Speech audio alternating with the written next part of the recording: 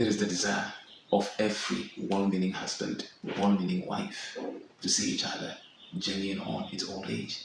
No one would actually want to settle down with the man she loves, the woman he loves, and just in some few days down the line, in some few weeks down the line, some few months down the line, decide to go their separate ways.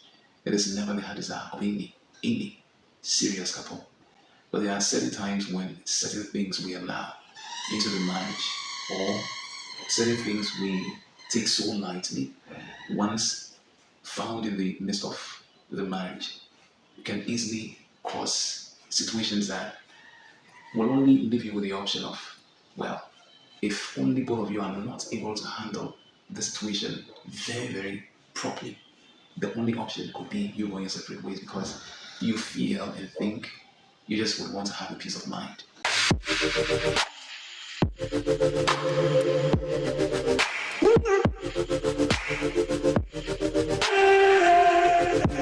There is this couple who lived together. When they were joined together, as a matter of fact, they were so happy. The very first year was a period of understanding. They did things together. They decided together. They planned together. There were so many things they did together. Until the second year of the marriage, certain things now all of a sudden took different directions because there were some major components of their existence together that were taking a greater toll on them, or that were actually taking a greater part of their existence away from them. They allowed them to dominate their thinking so much so that those things were not easily controlled. So in no time, these couple, unfortunately, had to give up on each other, and that was it.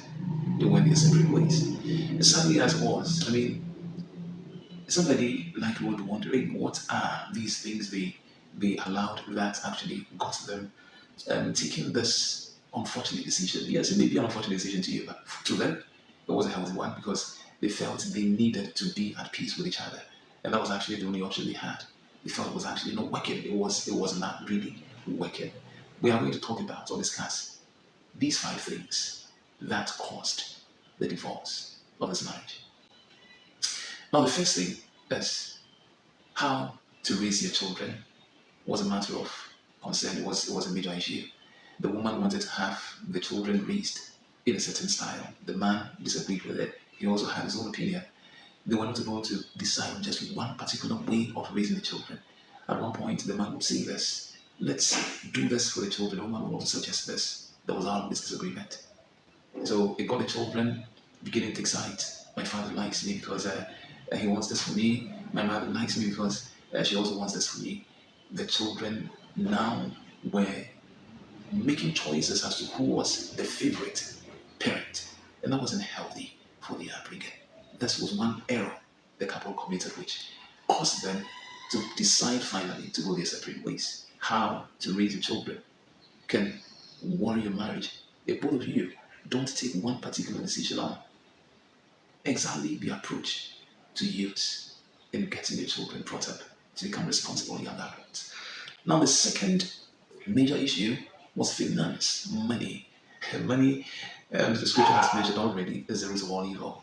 I mean, somebody said this, and thinking it through, well, you may disagree. The person mentioned that money is a spiritual being. Money is, has a link with the spiritual world where if it's not handled in a way it actually likes to be handled, it can easily cause chaos between people or amongst people who are refusing to understand how to handle it the proper way.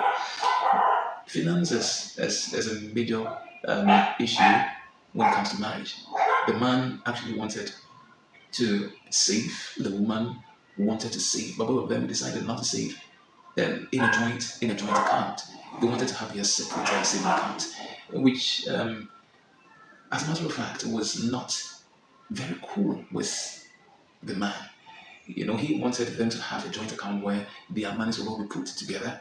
At any point where they wanted to spend, yes, they could get to that joint account, pick whatever amount they wanted to use over a particular period, so that each person would become aware of the direction of your finances. The woman was not a part of that. It was a major issue. Finance. can cause a lot of distraction in your marriage if not properly checked. Now, another is authority, power. The scripture has mentioned, and it's so clear: a woman shall submit to her husband, a man is the head of the family. But in our time today, it has become a trend where you find most women wanting to now take charge of family affairs, wanting to now be on the right side instead of being on the left side, being the helper God designed for the man. Women in our time today want to be at the same level with their husbands. There's nothing so wrong with that, but that is triggering a lot of resentment in most men, which is making them take certain firm decisions that are worrying their marriages in recent times. So power, desire to be in charge, desire to be the one giving orders, desire to be the one taking the major decisions. This is causing most marriages to fall apart. Priorities. What do you want to do first? So the woman says, yes, I want this particular thing done first. The man says, no, this is more important. So let's just focus our minds on this. Prioritizing your needs in the marriage causes them to not easily agree. That was one of the factors which got your marriage, falling apart. The very last major concern that led to the divorce of this couple was their demands. Their demands. The man, yes, every man loves sex. It's only a few cases where, yes, naturally, perhaps having to do with the body makeup or the hormonal makeup of the man, where he wouldn't want to take so much delight in sensual engagement with his wife. But most men love sex. It gets to that point, the woman says, yes, I'm not ready. I'm so tired. I'm so worked out. I mean, lots of excuses. Yes, according to the man, lots of excuses. The woman also makes certain demands. The man feels he doesn't have money. The woman is overspending. Lots of issues to do with demands. Marriages are in our time today not being enjoyed by most people, and these form part of the main reasons why this is happening. But I tell you this: God doesn't actually want husband and wife to take that decision.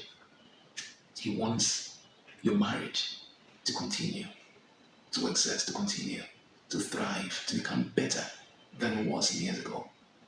So over a period when you realize that the two of you are having challenges about how to raise your children, sit together. I mean, it's just the two of you. Plan on how to bring up these children. Don't forget, they are your fruits. The children came from the two of you. Not anybody's child, not anybody's children, your own children. So why not reasonably sit together and decide? That's the approach we want to use. Let's all agree.